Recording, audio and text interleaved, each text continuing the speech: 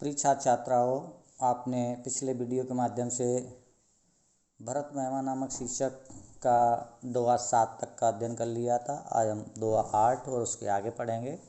तो देखें, मिल सपेम रिपसूदनो केवट बैठे राम, भूरभाए बैठे भरत, लक्ष्मण करत प्रणाम। भरत जी भगवान श्री राम, माता सीता और लक्ष्मण के पास पहुंचते हैं। तो जब जैसे ही पहुंचते हैं, राम बड़े ही प्रेम के साथ अपने छोटे भाई शत्रुघ्न को से मिलते हैं। उसके बाद केवट को अपने गले से लगा लेते हैं। बूढ़ बैठे भरत, लक्ष्मण करत प्रणाम। इधर लक्ष्मण जी भरत जी को प्रणाम करते हुए बड़े ही उत्साह और उमंग के साथ उनसे मिलते हैं। बैठे लखन ललित लघु भाई, बहुर निषाद लीन उरलाई। लक्ष्मण ने पहले भरत जी से मिलते हैं, फिर उनके बाद छोटे भाई यानी शत्रुघ्न से पहले राम मिले थे, अब यहाँ भरत लक्ष्मण मिलते हैं। तो बड़े ही ललित से तात्पर्य है उत्साह और उमंग के साथ छोटे भाई से मिलते हैं। बहुर निषाद लीन उल्लाई, उसके बाद निषाद राज थे, उनको अपने हृदय से या गले से लगा दिया। उर मीन्स हृदय होता है, यहाँ गले हृदय से लगाने की बात है। पुन मुनगन दो बंदे बंदे, पुन मीन्स फिर, मुनगन यहाँ जो मुनि गण बैठे थे उनके पास, प्रभु श्री राम के पास, उन दोनों भाइयों ने, भरत और शत्रुघ्न ने, उन दोनों भाइयों ने उनकी वंदना की। अभिमत आशीष पाए आनंदे, और उन ऋषियों मुनियों के द्वारा जो अभीप्त यानी जो चाहते थे उससे भी ज़्यादा अधिक आशीष वचन पाकर आनंद की अनुभूति की। सानो भरत उमंग अनुरागा, धर सिर सी पद परंपरागा।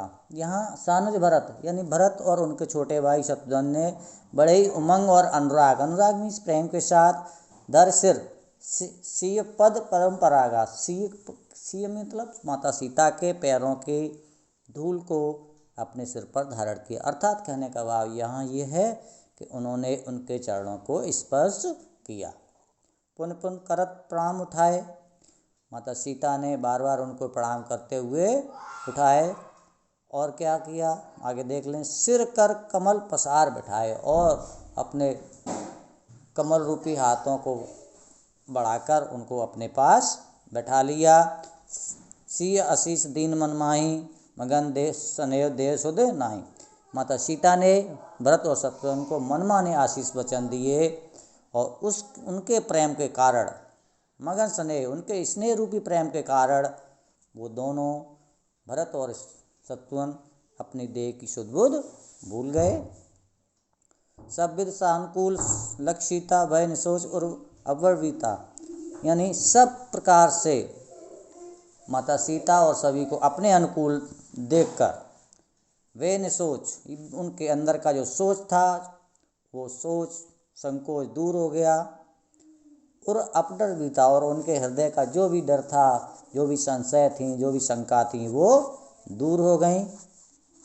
कोई कुछ कहे न कोई कुछ पूछा, प्रेम भरा मन निर्गत छूचा, यानी उस समय वहाँ कोई कुछ नहीं कह रहा था, सभी एक दूसरे के स्नेह और प्रेम से भरे हुए थे, और सारी जो अन्य बातें थीं उनके मन से बहुत दूर थीं। शंका, भय, संकोच सब कुछ दूर था।